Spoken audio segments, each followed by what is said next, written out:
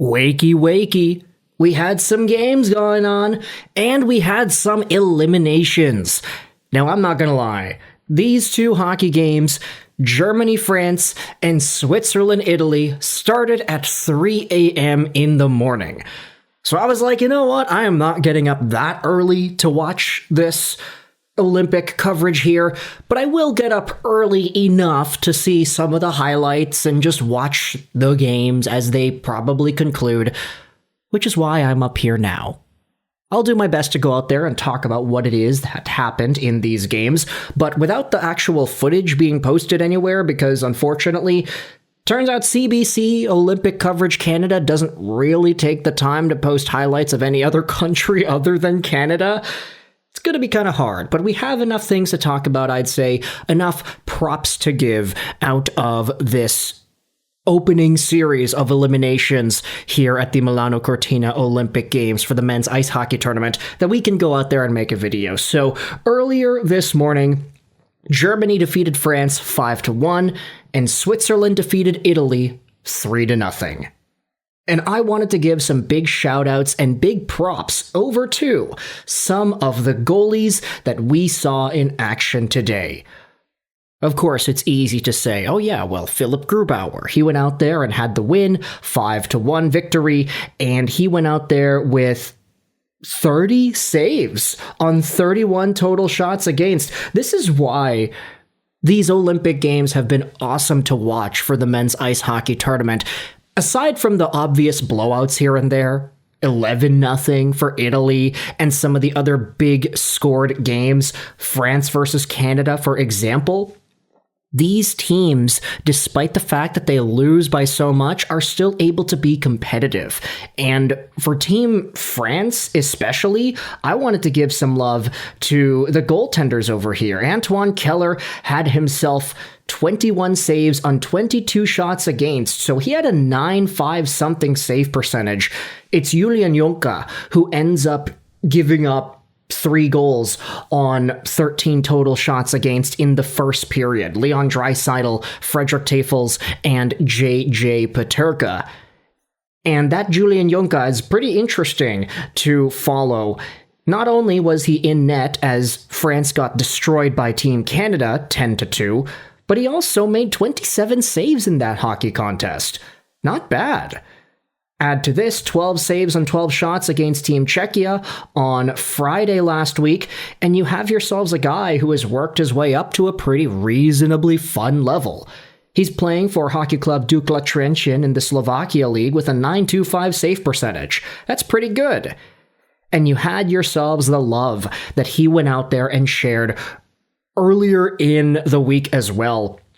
Sidney Crosby gifted him one of his hockey sticks for Junca's birthday, which is so nice and heartwarming to see. This is a walking interview that they did after the France and Canada game. Obviously, there were some big notable stories out of that hockey contest with Tom Wilson and the other French guy that got kicked out and suspended, but Julian Junca went out there and said that, hey, he got the 3 gifts that he wanted to play in the Olympic Games, to play against Canada, and getting Sidney Crosby's stick. And then you had this reply here, the Crosby stick being ranked alongside play in the Olympics is killing me. Not a medal, not a shutout, not a signed photo. The actual stick, the holy artifact, the Excalibur of Rimouski. French is a little rusty, so this is the translation. First gift is playing in the Olympics, second is to play against Canada, and the third was Sidney Crosby. Nope, he didn't give Junca his butt. Butt is stick in French, but I think they mistranslated it, unfortunately. We talked a little bit at the end of the game that they played against him, as we put, but hey, he still managed to score. He was not as handsome, but hey, it allowed to discuss a little with him. Okay, Google Translate's off to something at the moment, but is this not what sports are about? Living up to the moments, finding yourselves in the presence of greatness, and even if you lose, like Junca did against Team Canada, he still went out there and got himself some fun gifts.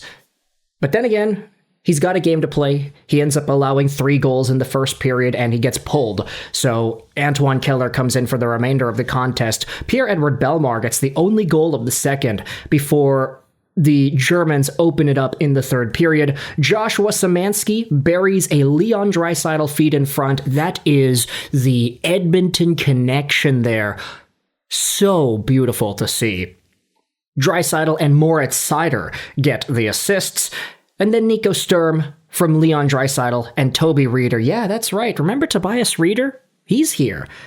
And it goes from a pretty reasonably uncomfortable 3-1 lead to a 5-1 victory for the Germans.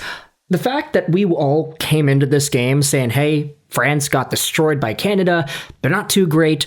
The fact that it was 3-1 at the start of the third actually means that France had a chance to come back in here, and the shots being pretty equal, especially after that second period, goes to show it as well. France did outshoot Germany 17-10 in the third as well, so obviously they had something going on. Even though they lost, I'd say they lost pretty admirably. And for Team Germany, this is not the total domination victory that you probably would have expected. Same thing could be said for the Swiss and the Italians. Switzerland beats Italy 3-0. They outshoot Italy 51-20, including 19-8 in the third period. And it was just business as usual for this Swiss team. Philipp Kurashev from Nico Hischier and Timo Meier, Roman Josi from Sven Andrighetto and Nico Hischier, and Nico Hischier from Damian Roth and Timo Meier. This was a beautiful goal, by the way. The tic-tac-toe. If they gave tertiary assists, Roman Josi would have gotten a tertiary assist on this third period goal. Josi to Meier, down to the goal line, Riot, and then in front for Hischier. Beautiful bing, bang, bada, boom, tic-tac-toe play. So Nico Hischier pops off, gets himself a 3-point night. Obviously, that goes along with Leon Draisaitl's 3 points in this hockey contest as well. But Team Swiss goes out there with a 3-0 victory. You take a look at the goaltending stats. It is Leonardo Giannoni who gets himself 20 saves on 20 shots against. And then on the other side, you've got the Italians. Damian Clara with 48 saves in 51 total shots against. Clara has been a total coming out party at these Olympic Games. And I'll go out there and toot my own horn because, as I had mentioned in the past, we have made videos about Clara. We made a video back when he was selected for the World Championships for Team Italy, back when he was 20 years old. Or, excuse me, not 20, 16. That's what it was. Here it is. Here he is, all the way at the top of his career. A 16-year-old goalie actually was a part of that World Championship team. He was on the World Championship team before he was on the World Junior Under-18 team, which makes no sense, but it's so interesting to pay attention to. This season, Clara has an 8.88 in 30 SHL games. 8.95 with the Italians in the Olympics before today's contest. And he is an Anaheim Ducks prospect who is signed to a contract. 6'6", 214.